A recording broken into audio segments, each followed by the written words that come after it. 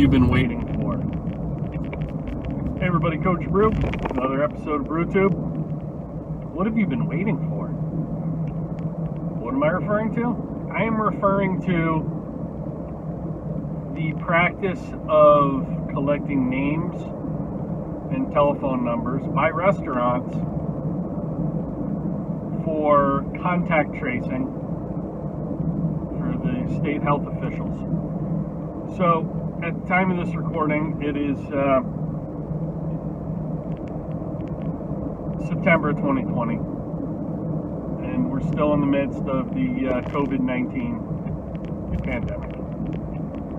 Restaurants have opened, limited capacity. Part of the stipulation for them opening is you need to get the name and telephone number of each of your guests in the event there's a COVID outbreak and we need to initiate contact tracing. So what I find so fascinating by this, or about this, is the fact that restaurants haven't always been getting the names and phone numbers of their customers. And it's not just restaurants, it's just a prime example right now. There are plenty of businesses that don't get the name and contact information of their customers. They just hang up a sign out front that says open, turn the lights on, and hope. And folks, hope is not an effective business strategy, not during a pandemic, not during normal times. You should always be in the name accumulation business, as I like to call it. You need to know your customers' names and how to reach them. Not just hope they decide one day on a whim to walk in and eat lunch with their friends. Why? Because you need to be able to remind them you exist. You need to stay top of mind. You need to be able to market to them. If you're running ads on the radio, it's a shotgun blast. You're going to be reaching a lot of people that would never want to eat at your restaurant or purchase your product or service, whatever the case may be.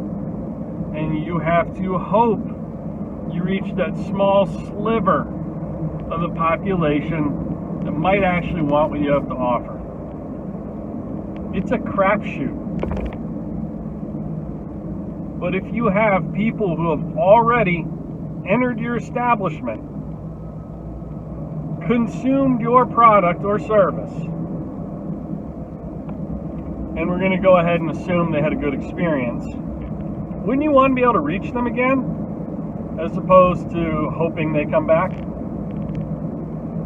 It amazes me every time I walk in a certain restaurant in my community that as they go about their required contact tracing, information gathering, they're putting people's names and phone numbers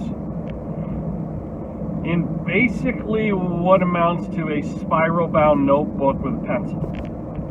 I kid you not. Why wouldn't you just automatically have an iPad or your computer at the hostess station and enter that name and phone number into your CRM? Assuming you have a CRM system, which everyone should have, a customer relationship management system. Why wouldn't you do that? So I asked the owner the other day, I said, you know, I love your restaurant and I'm always looking out for you. I bring people here all the time. I tell people about you all the time. I'm just curious, what's your plan for this godsend that you've received during the pandemic that is all this contact tracing information? And I understand that they're required to share that information with the government and the health department, but you can make sure you have yourself a copy of that and She looked at me like I had an eyeball growing out of my forehead. She's like, "What are you talking about? You're being given a gift. As much as your limited capacity, you're being given a gift in the form of a new customer list.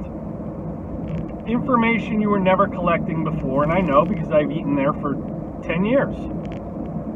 This is information you've never been collecting before. And I'm pretty confident that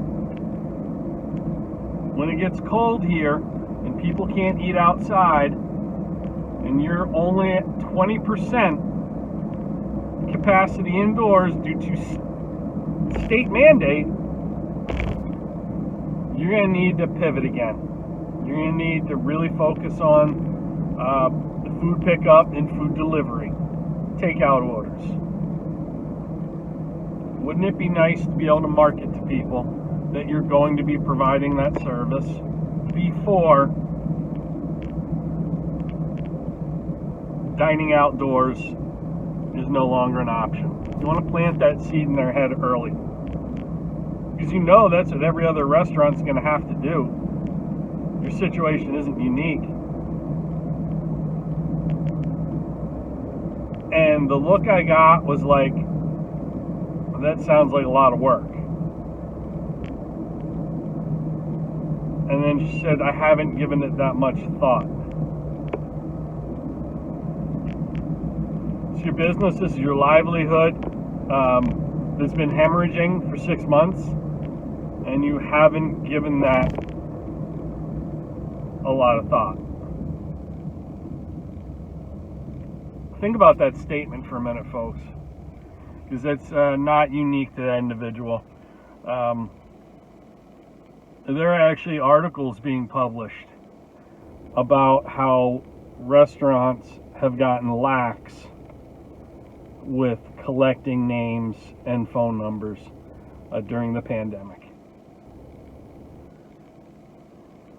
Again, something you should have been doing before all this started, and should be priority number one for a variety of reasons. But they've gotten lax about it. It's something that no one can afford to be lax about. Because we are all, if you're in business in any way, shape, or form, if you're in a legal business in any way, shape, or form, you want documented records of your customers, names, contact information, email addresses, address, phone number, like all of it. Social media, whatever it might be. You want all that. Because really what you're in is you're in the name accumulation business. You're trying to build a database. Whether it's brick and mortar, in-person sales, you sell an online product that's a digital download, whatever it might be. We're all in the name accumulation business. And I believe we have a moral and ethical responsibility to be collecting those names. And if you think about how business models have changed, if you're a musician, you have no idea who's listening to your music on Spotify, much less their contact information. You have no idea who's listening to your music on Apple Music, or YouTube, or Pandora. You really don't even know who's buying your music on iTunes, or those rare occasions people walk into a retail shop and buy a CD or a vinyl record. You cannot track any of those sales. That's done through a distributor, and the only person that gets their contact information is the record store and probably the credit card company, and that's it. And vinyl and CDs are a very, very small percentage of your sales. Digital downloads are huge in terms of sales volume, but negligible in terms of income. And we're all in this story because your profit margins on certain items, if you're using any kind of distributor, diminish. And you see so many more companies going to a direct-to-consumer model than using a retailer or wholesaler and having someone else be the distribution channel for your product. Fun fact, musicians get 1/1000th of a penny per stream on those streaming services and on a digital download of a track on iTunes. 1/1000th of a penny. So you come out with one album, does pretty well. How do you let those customers know who bought it that you came out with a new album? Under that model, you just have to hope they discover you. And this holds true for online businesses too, who aren't collecting information or who are using any kind of distributor. You sell something on Amazon, you're in the exact same boat. Amazon takes a huge chunk. You sell, let's say you have an app and you sell something in the App Store, Google or Apple takes 40%. And you don't get to collect that customer information. Same with Amazon. They get to collect that customer information. You know what they do? You're probably on Amazon and you see this happening to you.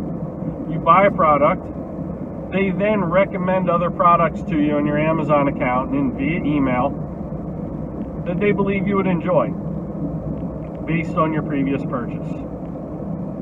We should all be doing that within our own businesses by collecting our customer information. But do so in an ethical way. And don't sell your list, don't trade your list with someone else. When you collect your customers' information, you let them know that you and only you will be the person accessing that information and communicating with them. I'm hugely on board with being in the name accumulation business. So much so, I offer multiple channels for you to do that. If you want to subscribe to my newsletter, you can just text BRU, B-R-U, to the number 22828. That's BRU to the number 22828. And I can start a conversation with you that way. You can also fill in your contact information at textbru.com. That's textbru.com. And that goes into my, I'd call it my CRM, but really it goes into my text messaging, my SMS. And I can text you and we can have a conversation. You can ask me anything, I'll respond. It's not a messenger, it's not a bot, it's not a virtual assistant. It's a direct conversation with me. That is the consumer direct model that I embrace. I also will request your contact information on my website.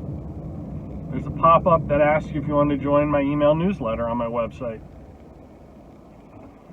Pops up when you go to the home page. If you've gone to a few pages and haven't done anything on those pages, another pop-up will show up. And on your way out, a pop-up shows up. An exit. It's like an exit pop-up.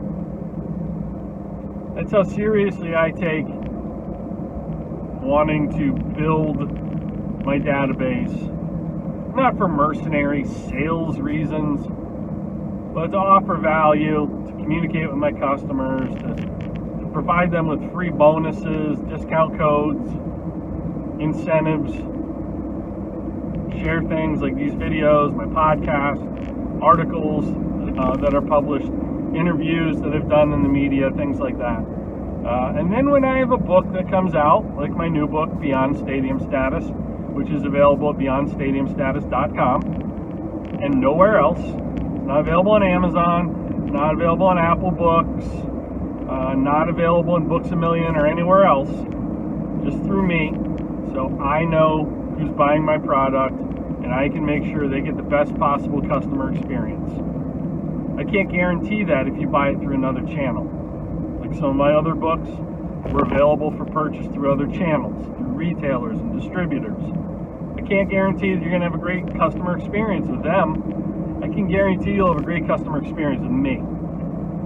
So I encourage you to embrace that model, to embrace collecting names and phone numbers of your customers. You don't have to be a restaurant. It has to be involved in contact tracing with state mandates to do that. You just need to be a savvy entrepreneur who knows that a cell phone number is actually more valuable than an email address or a mailing address, because those devices, the cell phones, are never more than 3 feet away from an individual, ever, even while they're sleeping. It's charging on their nightstand. It's probably not even turned off. And we are exponentially more likely to check and open a text than we are an email or any other type of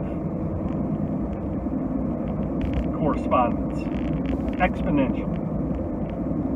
Texts are pretty instant because we've been trained. That's how we communicate with people we know. So you want to be on that list of people your customers know and want to hear from and enjoy hearing from, not just when you want something from them. And that involves having their phone number and being able to text message them. That's what Text Brew does. If you go to textbrew.com, you can see what I'm talking about, and we can start that conversation. But I'm telling you, it is an invaluable, underestimated resource, collecting your customers' information, regardless of what business or industry you're in. And that isn't ever going to change. I take that back. It is going to change. It's going to become even more and more important.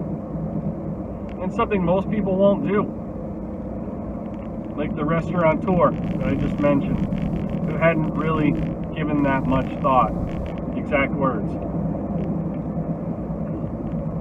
You're going to wish you gave it that much thought when you're out of business.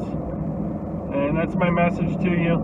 It's chess, not checkers. Be thinking ahead and be proactive, not reactive. It's the difference between being on offense or on defense, like in sports. You want to be on offense. You want to control the ball, so to speak. Control your message. Be proactive. Head on over to textbrew.com to stay in touch with me that way, or join my mailing list at coachbrew.com. Two best ways to kind of join my, be in my orbit and join my community. There you have it. There it is. Another episode of BrewTube. You are in the name accumulation business, whether you realize it or not, and now you realize it. Thanks.